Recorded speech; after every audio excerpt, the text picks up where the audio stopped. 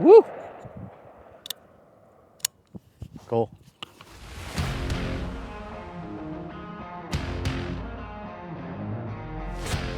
Hey everybody, welcome to this week's episode of the Gun Rack, SDI's podcast on everything's firearms. We got a treat today. We've got Steve. We do. Yeah, like normal. We've got the Chief Academic Officer, Jared McNeely, who you've seen on an episode before. Hello, Jared. Hey, great to be back, Christian, Steve. Good to see you again. And then we have a very special guest today. His name is Lawrence DeMonico with Rare Breed Triggers. If you don't know, if you've been under a rock, Rare Breed has been at the center of one of the most high-profile battles in the firearms world in years. And so today we're talking about innovation, design, and what gun owners can take away from the fight while clearing some misconceptions up along the way. Welcome to the Gun Rack, Lawrence. Thank you for having me. Welcome. Was that all right? Did that sound good? Okay. It's amazing. All right, Lawrence, for those who don't know, tell us a little bit about yourself and Rare Breed. Okay. That's a big question. All right. So, Rare Breed Triggers, we came to market toward the end of 2020 with the first commercially available forced reset trigger. Coming to market, we knew it was going to be an issue. Like, absolutely knew it was going to be an issue. So we planned for the fight. Before we ever brought our first trigger to market, we put in a tremendous amount of due diligence. We stacked up experts. We ended up with 4 prior ATF special agents that all became experts for us. One of them was a former special agent that had become a practicing attorney. Another one was a special agent that literally wrote the textbooks that they still use at the ATF Academy today to teach what is and isn't a machine gun. Another one was the chief of the Nexus branch, which kind of sits alongside the tech branch. And then one of them was the prior chief of the tech branch. Between the 4 of them, they had about 100 years of experience at the ATF, all of which, joined in the opinion that forced reset triggers were semi-automatic triggers and did not constitute a machine gun based on the statutory definition. So we brought this forced reset trigger to market. The ATF didn't like it. They told us to stop. We drew a line in the sand and said, no, we will not comply with this order. And then we litigated, and that litigation took about 4 years. So now we are out of the cuffs, figuratively speaking, and we are in business and moving full tilt boogie. Jared, what's your thoughts on all this? Yeah, it's one of those stories of taking a great idea or taking a problem out in the market and applying it, but then also, what are the regulatory hoops that you have to jump through? I mean, I've been teaching gunsmiths for a long time, and that always seems to be one of the 2 questions that I get when they've got an idea is, hey, can I do this, number 1, and then should I, number 2? And to Lawrence's point, he drawing a line in the sand, we said we should do this, and so it's interesting to hear the story. So I'll be real honest, the whole shoulda, coulda, woulda, knowing what I know now, I'm not sure. Well, I am pretty sure I would do it again. I would do it differently. Because I've learned a lot along the way. But customarily, most people take these ideas and they send it to the tech branch for a classification to get a determination letter on whether or not it's legal. But those guys aren't honest. I mean, if we're just going to be, straightforward here, those guys aren't honest in their opinions. They are going to write around and they're going to come up with whatever they want to. And we knew better than to even submit to that. So we did not bother submitting for a classification. It is a voluntary process. You are not required to do it. But should you submit to that classification process and they come back and tell you it's a machine gun, well, then you better not bring it to market. But we, like I explained earlier, we had done our due diligence. We felt very, very secure in our position that it was a legal semi-automatic device. And so we brought it to market without going through the classification process. Yes, I mean, the case you had was definitely mean, it was an innovation and a landmark for the 2A industry. But like you guys were prepared for a fight. Like was it what you expected? Was it easier? Was it harder? Like, how did that fall for what was thrown at you? You know, I say this all the time, and I mean this from the bottom of my heart. I was extremely naive going into this. I really, truly believed in my heart of hearts that while we disagreed, we would go to court, we would argue the merits of the case, and whoever was correct on the law would win. And that was ridiculous for me to think that. The government, not only are they very creative, but they have a bottomless pit when it comes to money, just the deepest pockets. And they will lie, they will cheat, they will steal, they will shoot your dog, they will do whatever it takes to win. And we moved from court to court to court. Like, we started out in Florida, in a federal court in Florida. That case was thrown out, kind of a little creatively, but it was thrown out. And truly, kind of in hindsight, I think that the judge did not want to decide that case, so he found a creative way to just boot it. We ended up refiling in the District of North Dakota because we had moved our offices and whole operation in North Dakota. The government was very, very creative, using a Supreme Court case that deals with like a nerve center test in order to get that case booted. Then we ended up. Well, when it gets booted, is that a no ruling is delivered? That's It's a nothing. So it's negative just in your dismissed favor. without prejudice. And when it's negative in dismissed your without favor. prejudice, you have the ability to bring the case again. Now, if it's dismissed with prejudice, you're done. You're never bringing it again. But at that point, you still are not allowed to sell your triggers. No, we were still selling at that Okay. point. We were still selling because we were the ones suing the government, looking for a declarative judgment from a court saying that what we were doing was legal. Now, about that time, we decided to move our operations from North Dakota to Texas. I live in Texas. I've got other businesses in Texas. We weren't getting any kind of favorable treatment anywhere else. So I was like, let's just make it convenient for us and come back to Texas. Now, before we were able to refile in Texas, the government got very creative. They sued Rare Breed Triggers and me and another individual personally for mail fraud and wire fraud and conspiracy to commit mail fraud and wire fraud, but they did it in New York. Now, they were very creative in choosing a court in New York, knowing that they're extremely anti-gun. They were extremely creative, even getting jurisdiction, because we had never sold one single trigger in the history of ever to New York. So they ended up saying that one of my other businesses that had done like a couple $100 in business in New York had conspired together. And that is how they were able to get jurisdiction over me in New York. But they sued me for mail fraud and wire fraud and conspiracy to commit both. Now, what they argued is that every package we ever shipped was mail fraud, and every payment we took was wire fraud, with an underlying, like a predicate issue. And that predicate issue was that every product that we sold and shipped were machine guns.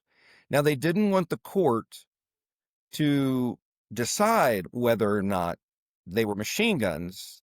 The government wanted the court to just take their word for it that they were machine guns, and then only rule on whether or not it was wire fraud and mail fraud based on them being machine guns. So it was really, really dirty.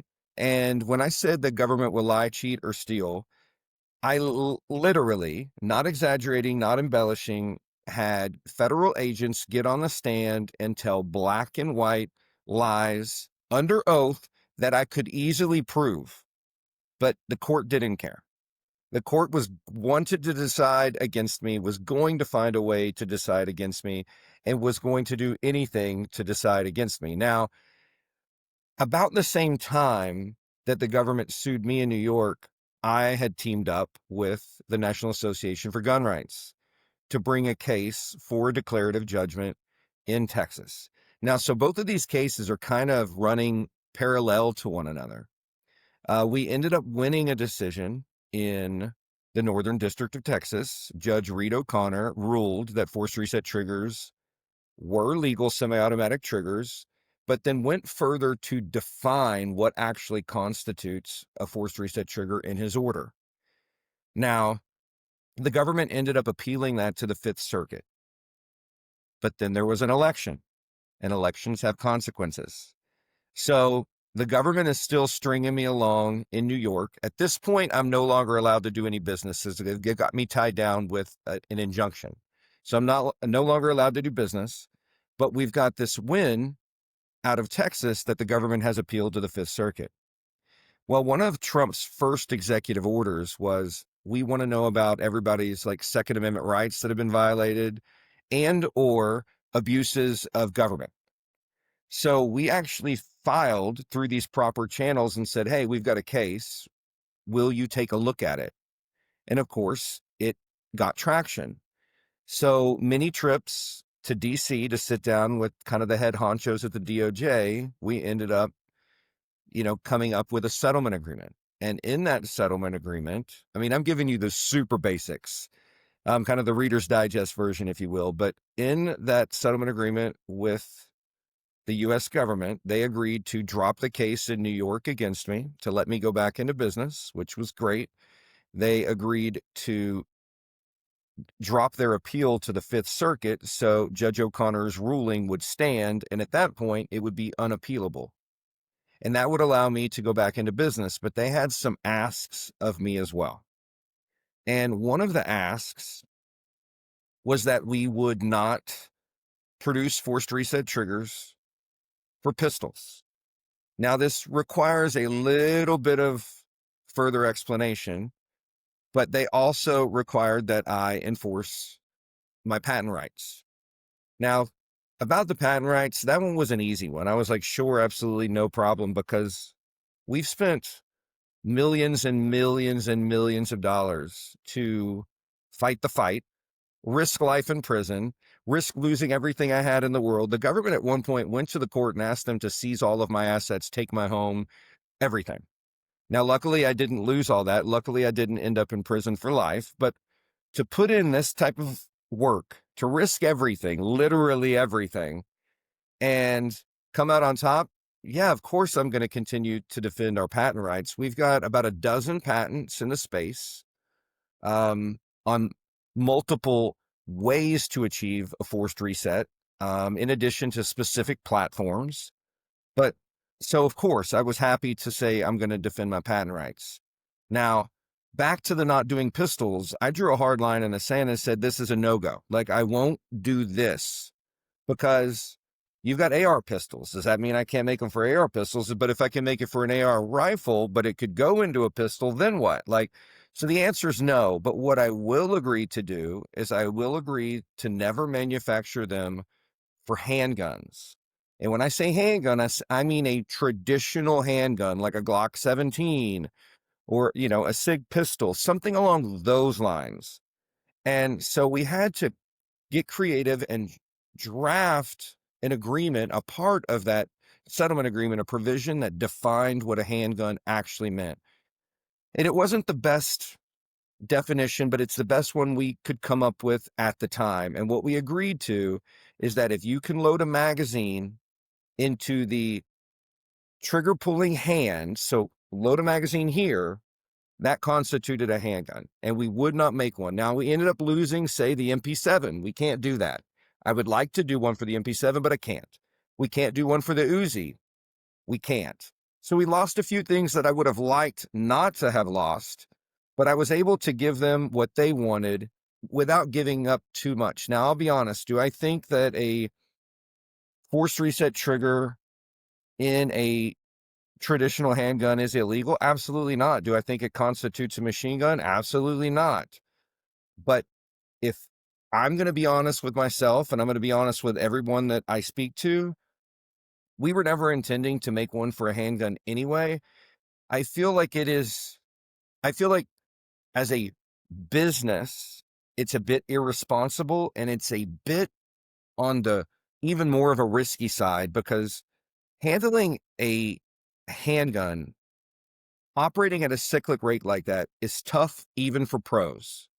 So now you just say, regular old Joe Schmuckatelli has got a a Glock that's moving at that cyclic rate, I think you're just screaming for trouble.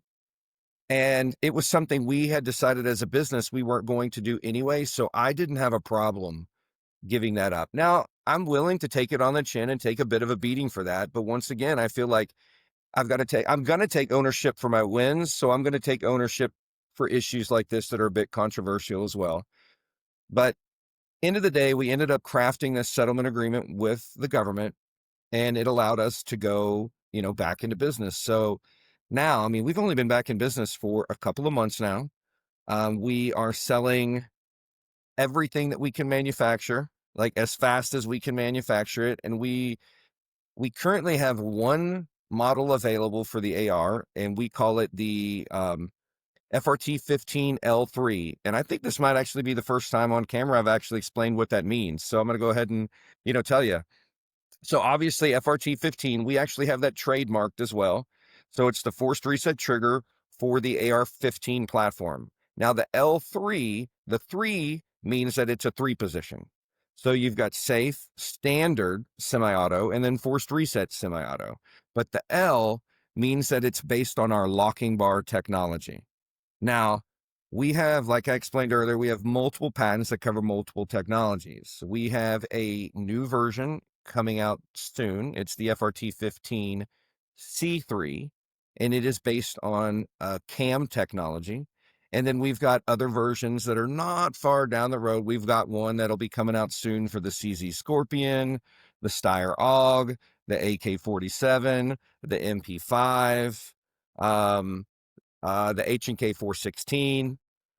So we've got many that are kind of in the process, and we'll be dripping out, every couple months as we move When? forward. Yeah, we want to know when.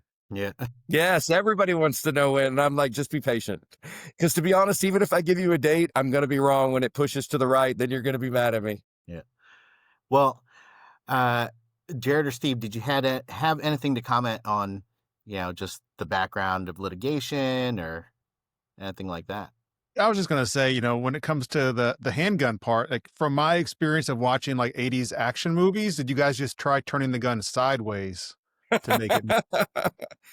Oh, all he had to do was turn left. Yeah. Well, with all that, you've got to, like you said, you got to take your wins where you can get them, and then it's cool that you accept your losses. But 4 years and millions of dollars, sometimes you got to give somewhere. It's almost, like suppressors. Right now we're going to accept what we accept, and then the fight will still go on. And that's probably how this is going to go as well. The fight will still go on. There's a good possibility. I will tell you, I've definitely taken a bit of a beating because a lot of people were like, man, you had him against the ropes. You were winning. Like, why on earth did you give an inch? But there's a lot that people really didn't understand and still don't understand, that the government, although they had me pinned down in New York, we had already filed an appeal in the Second Circuit that did not look like it was going to go our way. We also had a civil forfeiture case going on in Utah. So I'm sure a lot of people know the history that when all of this was going on, the government at one point pulled me over. I was driving a vehicle. I think I had about 1,800 forced reset triggers in the vehicle. The ATF surrounded me with like a platoon-sized element, fully kitted up, put a gun to my head, pulled me out of this vehicle, and they, in essence, stole 1,800 triggers in addition to, I don't even know how many, but thousands and thousands of parts from me. And in that moment, I literally was like, you need to arrest me and charge me. I want my day in court. And they were like, no, we're not authorized to arrest you. We're just going to take all your property. And that's what they did. They took everything, and then they just left me on the side of the road and said, you're free to go.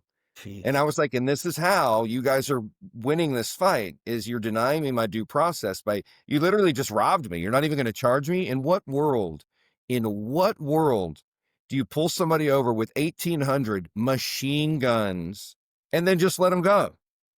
Like, that's crazy. It's insane. So all of this product that had been seized from me, we had a civil asset forfeiture case going on in Utah. And what the judge was trying to do was saying, look, even though you've won this case in Texas, I think I need to decide for myself whether or not these are machine guns. So yes, it did look very favorable for us. And yes, we had one in Texas.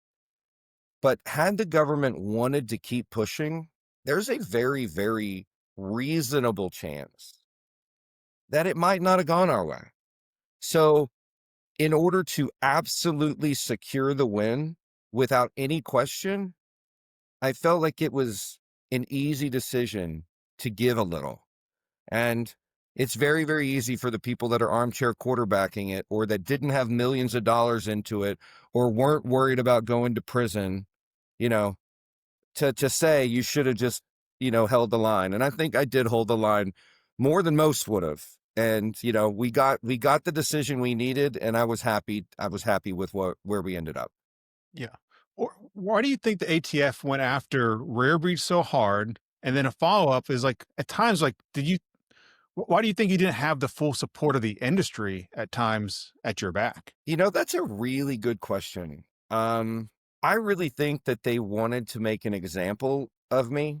Like my very first video that I put out, I ended up having to watch it in court one day when I'm sitting in court, and they put it up on the big screen. But I'm like spitting and foaming at the mouth when I'm, screaming at the ATF, like, come at me, bro. And it probably wasn't the best video, but, I've learned a lot since then. But I was very passionate about our position. I knew we were right. And I also knew that we had put in all the work.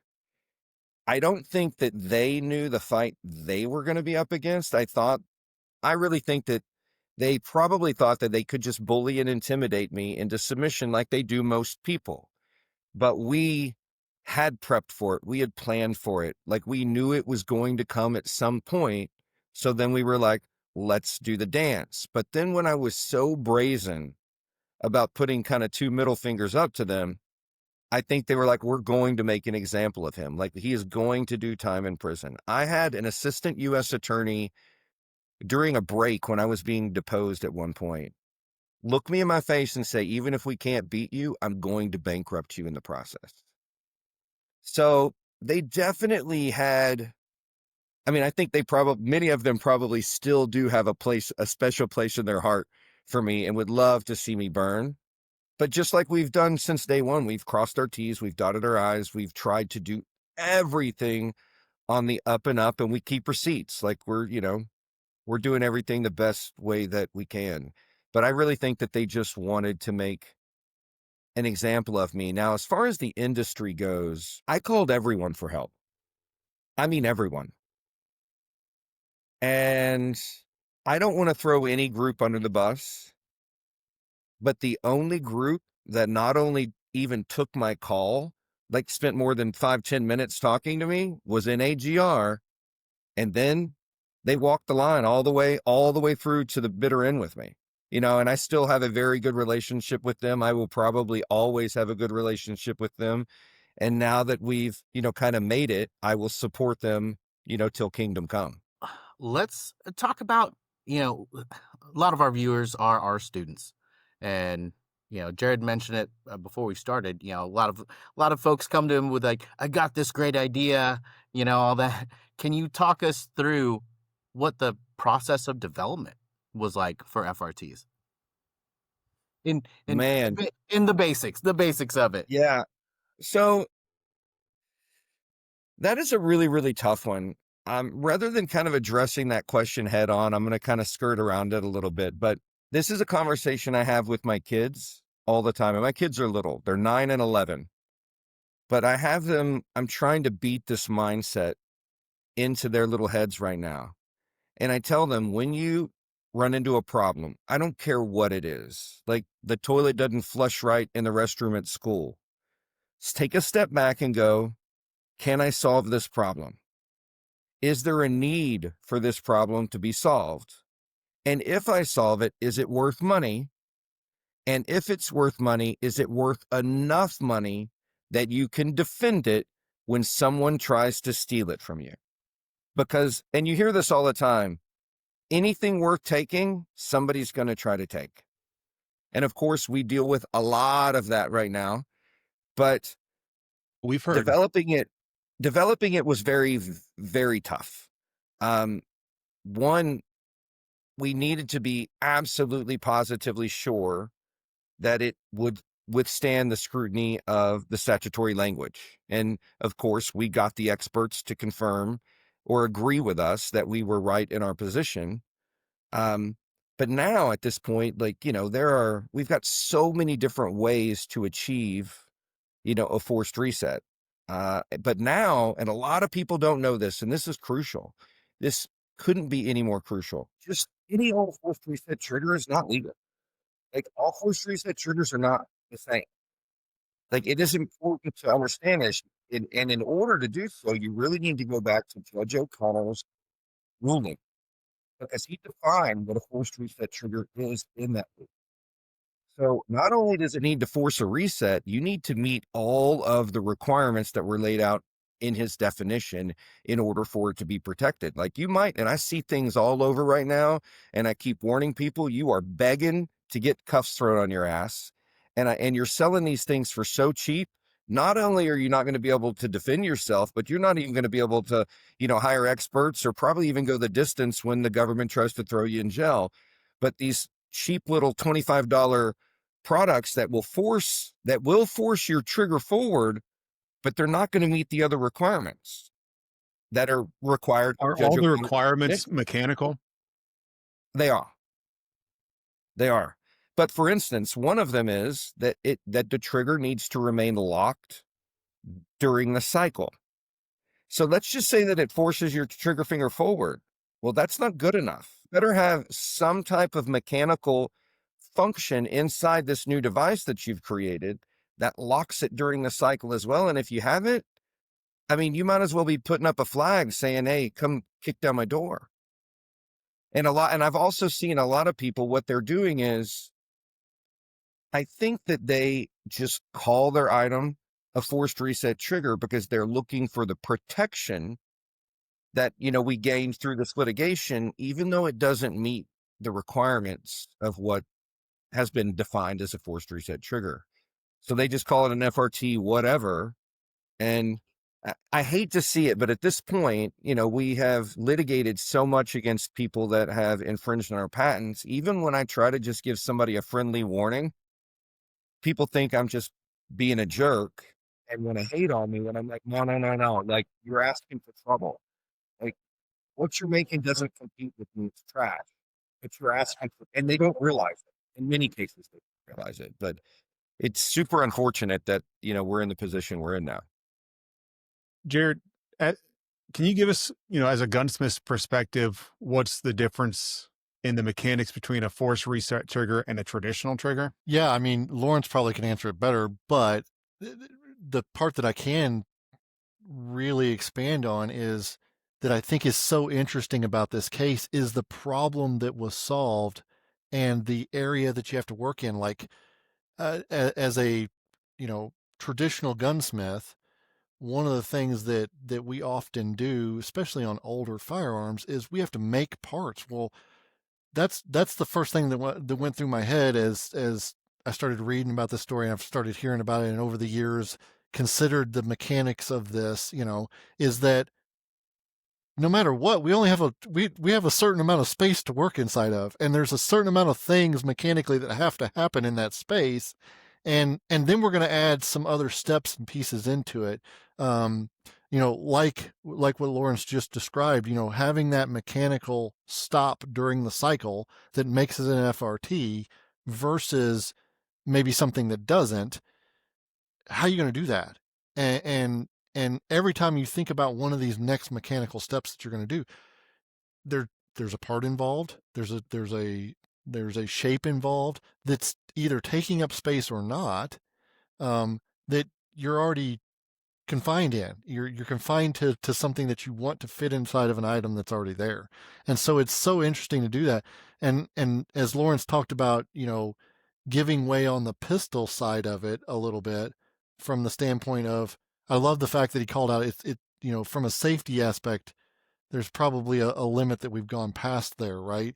But then the other part of it is as you stop and think about it, the mechanics of it, the beauty is that he did start with an AR-15 platform, because that trigger group system is packed into one area.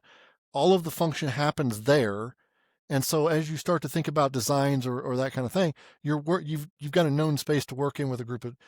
You move into a pistol, you now have a trigger that's maybe forward of the magazine and a sear that's to the rear of the magazine, and you've got a spread out system that's much harder to try to apply these concepts to. And so it's just interesting to hear the discussion around it. But because I haven't followed as closely with the different designs, and obviously Lawrence has got things coming out in steps, I'd love to hear his description of the mechanics of it that meets the court part, because I'm not even sure I am clear on what would meet the actual ruling to make it truly a forced reset trigger. And that's the key to it. Anytime you get into these things, there's that gray area of, did we meet all these tests, and are we actually there? That applies to firearms. That applies to all kinds of products out in the market, right? But firearms, we always talk about, does it pass all of its safety checks? Does it pass all of its functions checks? Is it doing all the things that it's supposed to do? Well, that's basically what's laid out in this agreement.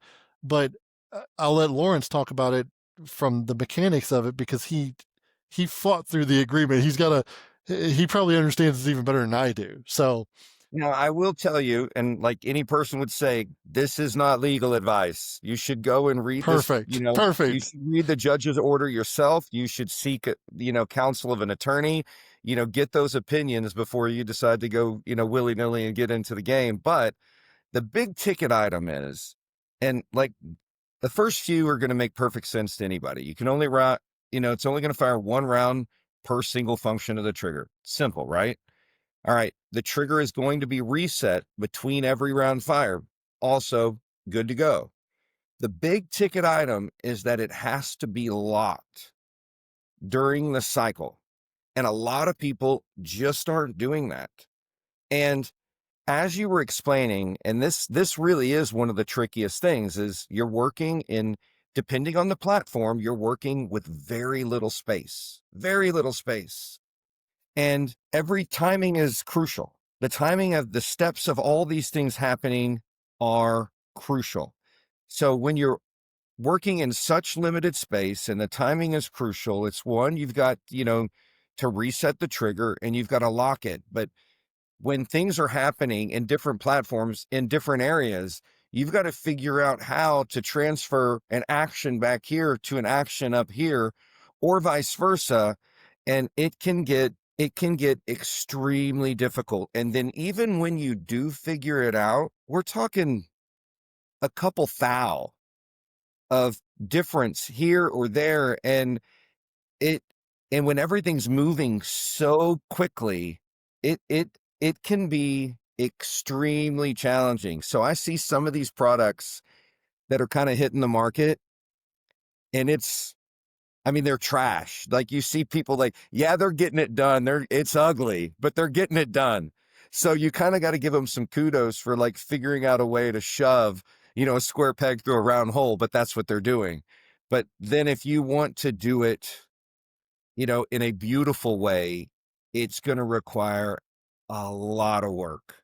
And, and with that, that's when we are going to put in the effort to, we're going to patent it, we're going to protect it, because we're spending, bazillions of dollars to bring these things, to do all the R&D and to bring these things to market. So we want to be able to be sure that we can recover that. And then of course we want to make money. Like, it is a business at the end of the day, but it's important to go ahead and take those actions.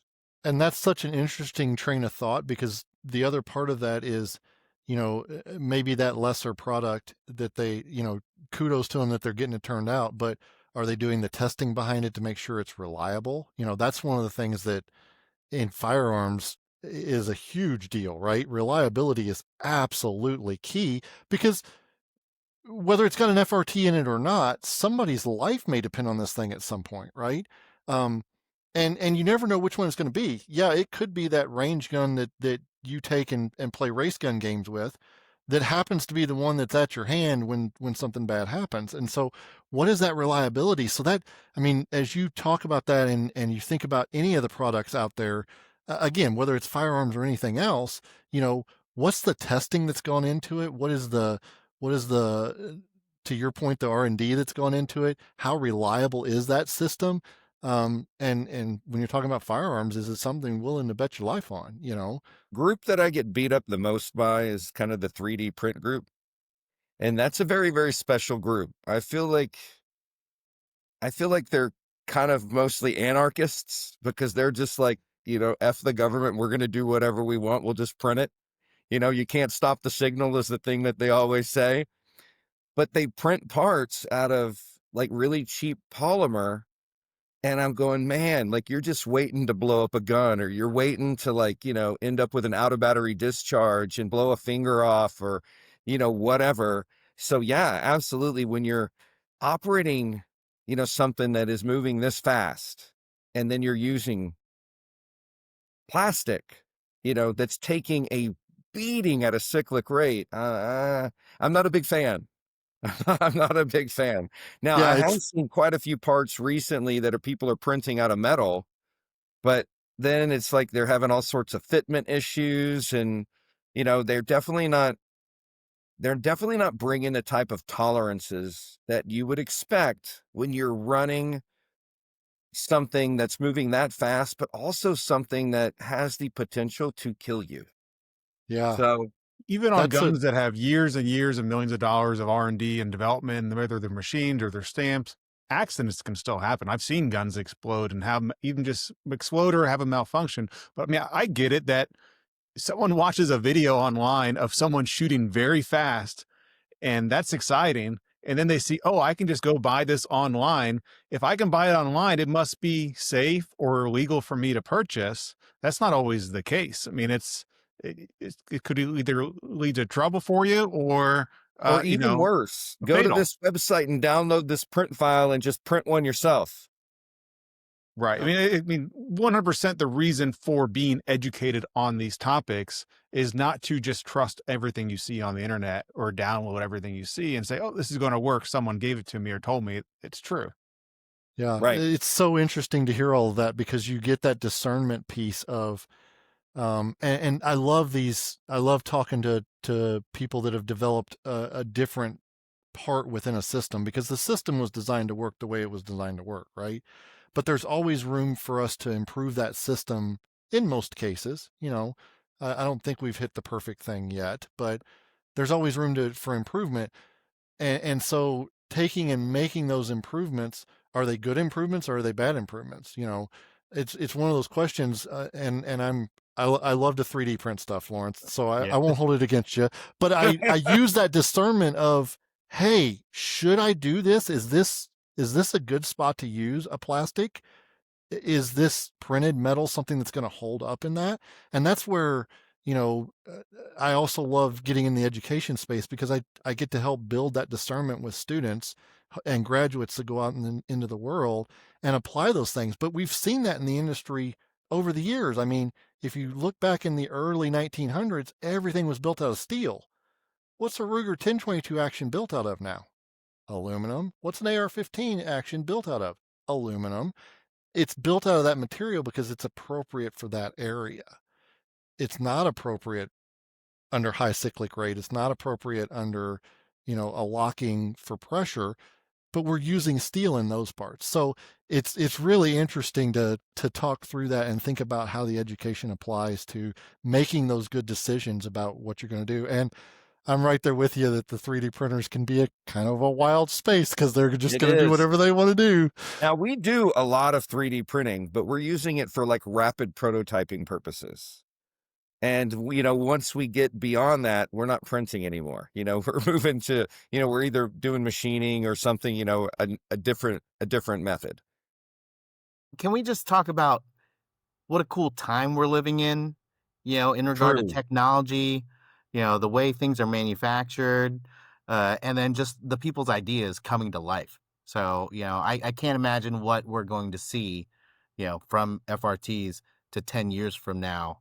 Well, now that we have started kind of taking the ball and running, And we sent out a press release. I guess it's probably been, I don't know, at least a few weeks, maybe a month ago, that we were kind of exploring the idea of taking on some OEM partners. And we have gotten a tremendous amount of interest. And I'm not going to throw anybody's name out there, but gun companies that are interested in us designing something for them to sell OEM in their platforms as they go out the door. And yes, very exciting that it might not just be getting them from us. You might be able to get them straight from, gun manufacturers OEM in their gun. Would that Super be exciting. like unique to that manufacturer FRT? It would be, yes. For whatever their platform. So let's say they're an AR. Well, they would choose one of our couple of AR items. Now we could personalize it for them or let them personalize it. But, all of the geometries and whatnot inside that make it function, that would all stay the same. But we've got people coming with platforms that you wouldn't normally expect to see, run quickly, that we're like, all right, you've got our interest, let's talk. So I'm super excited about what's to come. Steve, you got anything? Jared? One of the ones that I always like to ask, and it just is interesting, is what was one of the machining hurdles or the technical hurdles that, as you started out with the project, you really didn't think was going to be a hurdle, and you're like, where did this come from? Like, which part of left field did this come out of, and why is this popping up in front of me? I use this story in the past. I used to run a school in Colorado. We were almost at 7,000 feet of elevation. We were putting in CNC machines for the students to learn on. Get a frantic call. Are you above 7,000 or below 7,000? Just slightly below. Okay, good. I don't have to order the different lubrication kit for your machines because we have to put a different one on as the elevation goes up. And I'm like, okay, it would have never crossed my mind. Thank you for a good technology guy that was running those machines for us. But what's that one that kind of came out of left field as you were putting it together? That you're Slightly like, what? different, but equally as important. People wouldn't realize how many machines it takes to put out, thousands of triggers a week, even if these machines are running 23 hours a day. It takes many, many, many, many thousand square feet of machines to do that. So a lot of people, there is a love-hate relationship, I think, with MIM. And there's high quality MIM and then there's trash MIM. So in order to increase volume, increase capacity, we've had to look at other, methods of production. There's only so many. When we've got all of these different variants coming out, to keep up with demand, machining everything becomes a concern. So we've had to look at, and I don't want to throw anyone's name out there, but you obviously know there are a few extremely high quality triggers out there that are MIM. So there's a way to do it and do it right.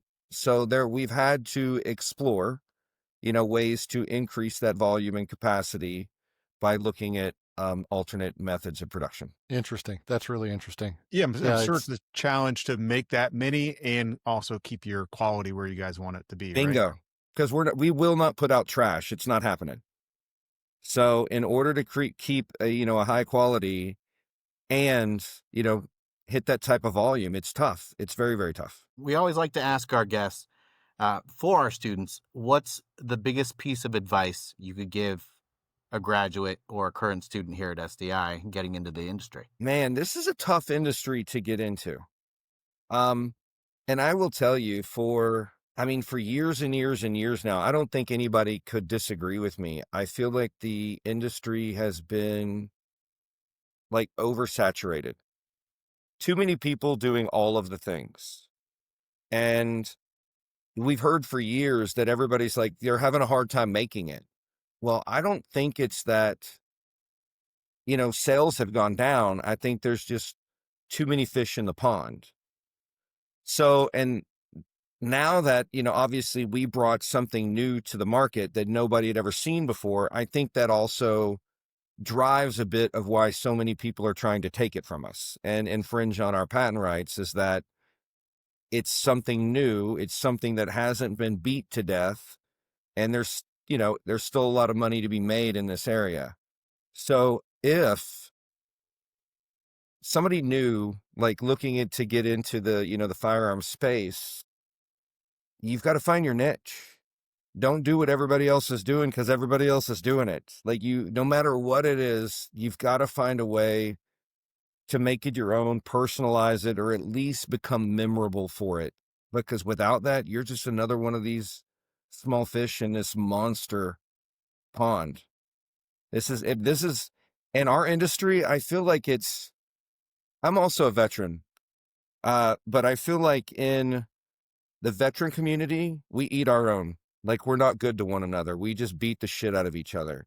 And I feel like it's very similar in the firearms industry, is that we just eat each other. And this is a tough space not only to thrive in, but to even just survive in. It's a tough space. So you've got to find a way to make it your own. It's definitely a tough space. And I mean, it's, in one hand, it is a large industry. Then it's also a very tight industry where you see some person over here at one company, one manufacturer, and then next year you can see them back again at SHOT Show. They're at another company. They move around a lot, but it's the same people, the same faces. And I guarantee no one in this industry is any further than 2 degrees of separation from anyone else. Yeah. Jared, thinking about that, as an educator, how would you when you think about SDI students, how would you want them to think about innovation and risk taking at the same time? Yeah, I mean, it's interesting to put that out in front of them. One of the things that I've always kind of said, and I'm glad Lawrence said it as well, is that you got to find your spot, figure out what you're really, really good at, and do it well. And I love that Lawrence says we're not going to put out trash. We're going to do it well, and that's a differentiator for people. So figure out what it is you're good at and do it well. But to be on the innovative side, figure out what that market will handle. Going back to talking with students along the way about different ideas, and whether that's a new cartridge, whether that's a part for a gun or a modification for a gun that they want to do, that's one of the things that I've always kind of said is, okay, great, love this idea. Cool. You got a new cartridge with your name on the back of it. That's awesome. To use that example, does it have a space in the market? Is there a place for you to make money at it? Because like Lawrence said, you've got to defend it. You've got to produce it. You've got to market it. You've got to get it out in people's hands. If people aren't going to want it, is it something worth pursuing, or should you move on to that next idea? And so, pushing that innovation space of finding an idea that actually is going to be marketable is a great thing to keep in mind, because that one idea may not be it, but your 10th one might be. And so, keep pushing towards the different ideas, but then go ahead and do that research and figure out, is it something that you can get out in the space? Is it something that people will use? Is it something that you can do well? And there's been a few examples along the way, going back to the 3D printing space, where there were some things that I wanted to do with a 3D printer 10 years ago that just weren't possible. The space hadn't matured enough yet, at least for the cost that was reasonable for what we were trying to do.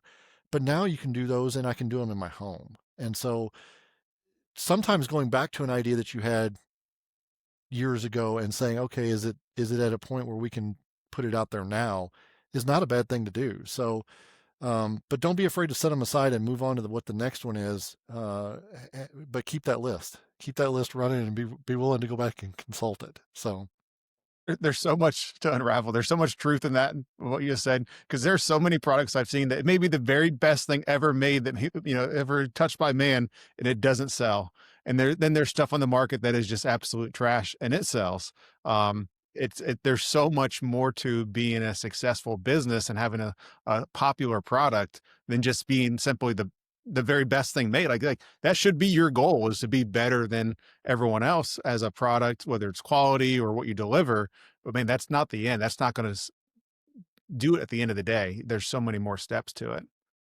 Yeah, we there talk, are. we talked a lot about innovation, but with innovation, you need a solid foundation. Jared, where could someone go to get a good, solid foundation within gunsmithing and firearms technology? You know, I would start with sdi.edu. I'd jump in there and look at the website. The one thing I will throw out here is that we've got some updates coming on our programs, getting heavier into that machining side, because we do realize that that's a big piece of this industry. You know, we can have a great idea, but if you can't turn that idea into an item that you can then market, because guns are real items, they're machines out there working for people, you know. Jared, how do you do that online? Guess what? Got to wait for you to do that as well. That's one of the beauties of it is we want to push innovation here as well. And so the way we've done that over the years to think about the space is we're going to take that theoretical knowledge and we're going to do it just like we're doing right now. Let's talk on video. Let's have you read some things. Let's have you some review technical specs. Let's have you produce some things on video and do them. But then we're going to put the tools in your living room. We're going to put that lab in your living room. So you're going to get those toolkits. You're going to get projects that we want you to do. And then you're going to submit videos or photos of those projects to get feedback from the faculty that says, hey, you're headed down the right path, or maybe you should try this, or wow, that's a great idea. Never thought about doing it that way. Because students surprise me every day. There's innovation even in how we do things happening, and it's awesome to see. So we're going to put that lab in your living room by sending kits out to you to have you work on things as you're learning about them. So for the program starting in January, Jared, what is one of those labs that students will start receiving next year? Yeah, so the big one is brand new lathe course coming out in January. Where students are going to get a bench top lathe right there in front of them. And the cool thing about that is it is a bench top lathe that has all the same characteristics of a lathe that I worked on in a gunsmith shop. Now, is it big enough to do everything that you want to do? No. However, because it has all of the functions, all of the characteristics, we can teach you how to do all those things at a distance. You can practice all those things, and then you can jump onto a bigger machine and it operates the same way. And so we're going to take and put that innovation of putting that lab in front of you, including a lathe, starting in January. It's awesome. I've talked to a lot of students that are already enrolled for January starts, and they are excited. They can't wait. Now, they should. The thing that all the viewers of this episode want to know, Lawrence, what's the availability on your FRTs, and then where can they get them? So I'm glad you asked that question, because it comes with kind of a loaded answer. Once again, it goes back to, if you have something that's awesome, people are going to try to steal it. We have currently about 60 fake rare breed trigger websites where people just try to steal people's money. So in addition to all the patent infringing, so we only have one website, one and only. It is rarebreedtriggers.com. If it's got anything else in it, it is an impostor. The one and only rarebreedtriggers.com. We restock every day. It's in order to kind of keep everybody happy. We are limited to kind of a certain number that we sell every day, but we restock every day. So if people have a problem, they get there, today, and they're all sold out, come back tomorrow. There will be more. So, and then, as I said, over the next, every couple of months moving forward, we're going to have a new platform dropping. So they can always follow us on the socials, whether it's Instagram or Facebook, Rare Breed Triggers, and they can kind of follow to see kind of updates on, the products that we've got, the products that we're bringing, and, also just keep on the, the general hate and disgust with us as a company as well. Well, trolls will always be trolls, but You got that right. I want to thank you for going through your battle, the development, the advice. Because I think that's one of the things that trolls don't take into consideration is, the fight that you had to fight, the years of battle, the money you had to put in, and then the personal risk you put yourself at. Just hearing about that story with being surrounded, gun to your head, literally. So Really. And yeah, well, I appreciate you saying that. It does mean a lot when I hear it from somebody. So thank you. yeah, well, and I'm sure I'll get trolled for that too. But hey, we're here. We're here to spread positivity through the firearms world. But for Jared, Steve, I've been Christian. Lawrence, thank you. That's been the Gun Rack. Everybody say You bye. guys.